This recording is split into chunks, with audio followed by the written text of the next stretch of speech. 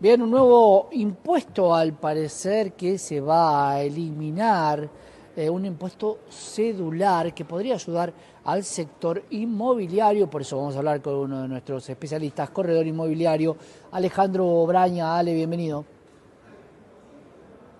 Hola Santiago, buenas tardes. Gracias como siempre por el espacio. Un placer. ¿Qué es esto de la eliminación de un impuesto cedular que podría ayudar a la transacción? Contanos de qué impuesto se trata.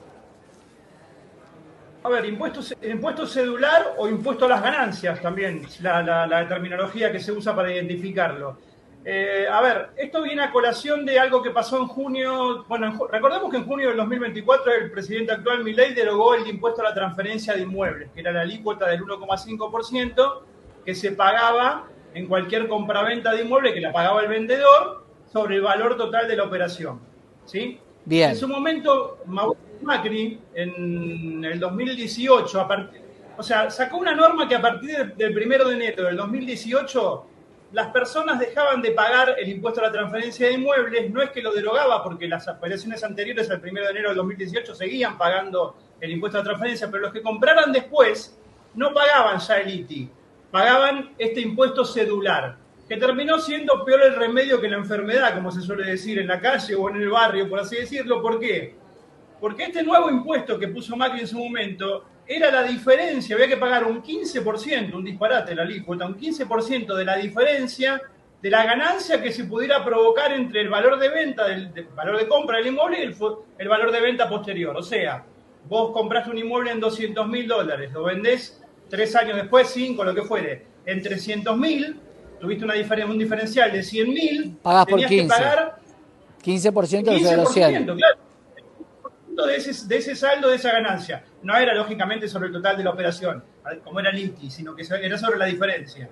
Entonces eso seguía existiendo hasta el día de hoy y lógicamente en una operación termina significando a veces el 5, el 7, el 8% del valor total de la operación, ese valor que lo pagaba el vendedor. Entonces podía frenar la decisión de algunas personas en hacerlo o no. A diferencia del ITI, que el escribano retenía en el acto de la escritura, que era agente de retención, este impuesto se pagaba a través del contador cada persona en su liquidación impositiva anual, cuando liquidaba todo lo que tenga que ver con impuestos y declaraciones juradas. Claro, ahí Ale te pregunta, y vamos a corregir el nombre.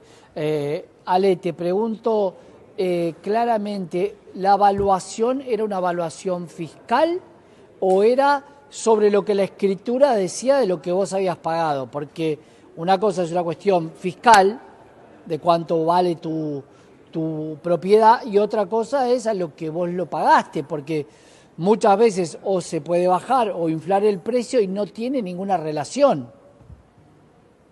Bueno, no, el cálculo era sobre los dos valores de escrituración, en definitiva. Sobre Sobre el que vos escritura. compraste, claro, exacto, y sobre el que vos vendiste.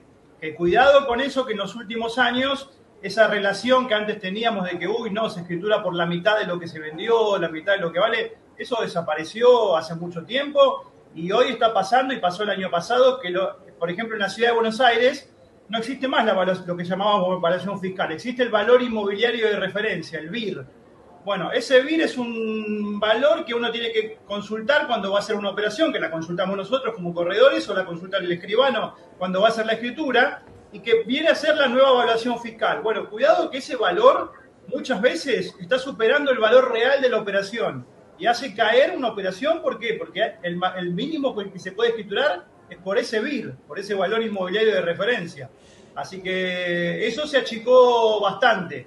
Por eso también nosotros le sugeríamos a mucha gente que no convenía tampoco escriturar por un valor muy bajo. ¿Por qué? Porque te iba a pasar esto con ese famoso impuesto cedular. Vos tenías un impuesto, escrituraste por muy bajo cuando compraste, y cuando vendiste capaz que escriturabas por un valor mucho más alto y la diferencia se te agrandaba. Y Claro. tenías que pagar ese 15% sobre esa brecha. Entonces era mucho riesgo y mucho dinero de por medio que se perdía. Vamos a ver si esto agiliza, Ale, un poco a las operaciones, claro, porque cuando vos lo tenías en cuenta, mucha gente trataba de escriturar a un nivel más bajo para que ese 15 no impactara tan fuerte. Exacto, exacto. Y aclaremos bien, es solamente para personas físicas, para personas humanas, y no para empresas este beneficio, y no habitualistas, o sea, gente que esté en la compra y venta como negocio de inmuebles, tiene que seguir pagando ese impuesto cedular del 15%. Ese lo paga, el que lo compró una vez y la vendió para agrandarse o porque creció su familia, ese no lo paga más. Bueno, interesante, ¿no? Queda eximido. Ojo, aclaremos esto. Esto no fue una derogación, fue una exhibición de impuestos. Con lo cual, aclaremos que puede venir otro gobierno el día de mañana o este mismo gobierno y volver a implantarlo. El ITI sí fue derogado, pero este impuesto hay una exhibición de pago, supuestamente por un tiempo determinado que no está fijado, pero bueno, hoy por hoy no se paga. Y también, Santiago, es importante decir que hay una exención de impuesto a las ganancias en los alquileres de vivienda. Aquellas personas que destinen inmuebles a alquiler de vivienda única y familiar están exentos de tener que pagar el impuesto a las ganancias. Eso es importante también. Importante. Está claro que está buscando que haya más oferta de inmuebles en alquiler. Aunque tenga 10 departamentos. No importa, exacto. No hicieron distinción de cantidad de inmuebles. Clarísimo. Ale, gracias por estar con nosotros, como siempre. Al contrario, un placer. Buen fin de semana. Gran abrazo y buen fin de semana. Alejandro Braña, corredor inmobiliario en la pantalla de Canal E.